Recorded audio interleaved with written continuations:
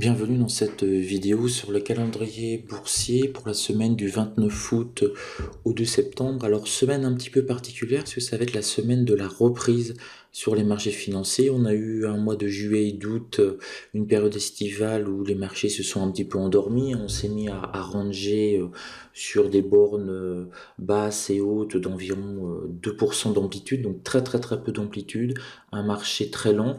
Mais là, on va avoir un retour des investisseurs et donc ça va être, c'est un petit peu le danger de cette semaine, de la semaine prochaine, c'est qu'on a été un petit peu en quelque sorte endormi par les marchés. On s'est habitué à un rythme lent, à des petites variations, à des petites amplitudes, et là on va revenir sur un marché où tout le monde débarque, ils vont devoir dans les hedge funds réaligner un petit peu leur position. Pour ceux qui font du swing trading notamment, on va avoir beaucoup plus de volume et de nervosité intraday, et on va revoir arriver au mois de septembre des journées à plus 3% ou moins 3%, chose qu'on n'a pas eu depuis 2 mois. Donc on a un petit peu tradé sur un faux rythme en fait en juillet et août, et la grande difficulté ça va être à nouveau de tout de suite retrouver cette intensité et de pas se laisser balader parce qu'on est encore un petit peu en mode endormi sur les marchés financiers. Il risque de nous réveiller rapidement. Alors, petit bilan rapide de la semaine. On n'a pas une énorme semaine boursière, mais il y a quand même des dates assez importantes. Donc, je vous laisse le voir. On a une grosse journée mercredi. Notamment, on a pour l'Europe l'IPC annuel qui peut être assez intéressant. Euh, on a le rapport ADP de l'emploi américain qui est toujours très suivi à 14h15, les promesses de vente de logement. Donc le mercredi après-midi, on a une succession 14h15, 16h et puis 16h30 les stocks pétroliers hebdomadaires, notamment pour ceux qui traitent le WTI. Mercredi, on a trois bonnes statistiques qui peuvent un petit peu faire bouger le marché. Lundi, mardi, on a vraiment pas grand-chose, hein. Jeudi, grosse journée aussi. On a à surveiller la nuit pour ceux qui traitent la nuit, notamment les indices asiatiques. On a les PMI manufacturiers chinois, toutes les statistiques qui tombent à 3h et 3h45. Donc en fonction des résultats, on peut se retrouver avec des marchés européens dans le rouge ou dans le vert de manière assez prononcée, hein, puisque la Chine étant l'usine du monde, à partir du moment où les usines chinoises se mettent à produire à tout va, ça veut dire que la consommation mondiale repart bien.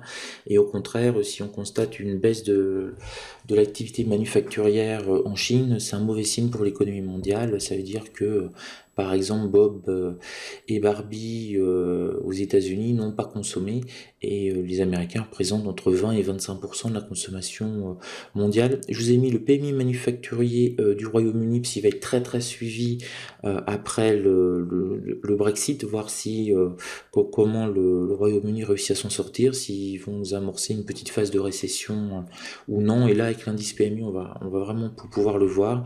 Et puis on a les statistiques classiques, inscription hebdomadaire au chômage, productivité et coûts à 14h30 aux États-Unis, et l'ISM manufacturier qui est important.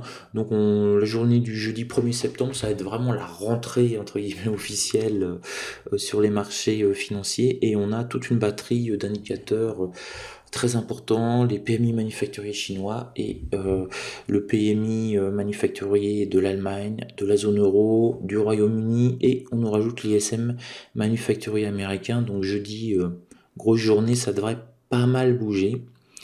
À vendredi, bon, on va finir la semaine un petit peu plus calmement avec le rapport classique mensuel sur la situation de l'emploi aux États-Unis ainsi que la balance commerciale à 14h30. Donc ça, c'est assez suivi, hein, maintenant.